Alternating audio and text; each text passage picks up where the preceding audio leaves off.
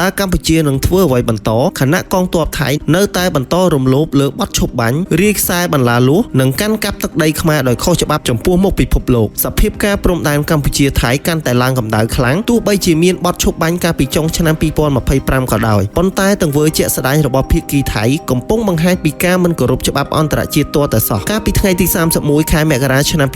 2026នៅចំពោះមុខប្រទេសជាសមាជិកសភាប្រើភាសាបារាំង APS ក្នុងប្រទេសម៉ុងតេណេហ្គោលោកអ៊ុចបូរិតអនុប្រធានទី1ប្រសិទ្ធិកម្ពុជាបានទម្លាយសេចក្តីថ្លែងការណ៍ដ៏ក្តៅគគុកមួយលោកបានសង្កត់ធ្ងន់ថាភាគីថៃបានព្យាយាមផ្លាស់ប្តូរស្ថានភាពដើមនៃដែនដីដោយប្រើប្រាស់ផែនទីដែលខ្លួនបង្កើតឡើងតែឯកតោភាគីគ្មានមូលដ្ឋានច្បាប់និងគ្មានការទទួលស្គាល់ពីអន្តរជាតិអ្វីដែលគួរឲ្យឈឺចាប់បំផុតនោះគឺទោះបីជាមានកិច្ចព្រមព្រៀងបទឈប់បាញ់កាលពីថ្ងៃទី27ធ្នូក៏ដោយប៉ុន្តែកងទ័ពថៃនៅតែបន្តលុកលុយរាយខ្សែបន្លាលួសនិងដាក់ទូកុងតឺន័ររារាំងមិនឲ្យប្រជាជនខ្មែរចូលទៅកាន់លំនៅឋានរបស់ខ្លួនឡើយមិនត្រឹមតែប៉ុណ្ណោះហេដ្ឋារចនាសម្ព័ន្ធស៊ីវិលជាច្រើនត្រូវបានបំផ្លិចបំផ្លាញក្រោមការត្រួតត្រាដោយខុសច្បាប់កម្ពុជាបានប្រកាសយ៉ាងដាច់អហង្ការថារាល់ការកាន់កាប់ដោយខុសច្បាប់មិនអាចបង្កើតឲ្យមានផលផ្លូវច្បាប់ណាមួយឡើយលោកអ៊ុចបូរិតបានស្នើឲ្យសហគមន៍សភាប្រើភាសាបារាំងប្រើប្រាស់ឥទ្ធិពលការទូតដើម្បីបង្ខំឲ្យថៃដកទ័ពចេញពីទឹកដីកម្ពុជាដោយគ្មានលក្ខខណ្ឌគិតត្រឹមថ្ងៃទី3ខែកុម្ភៈឆ្នាំ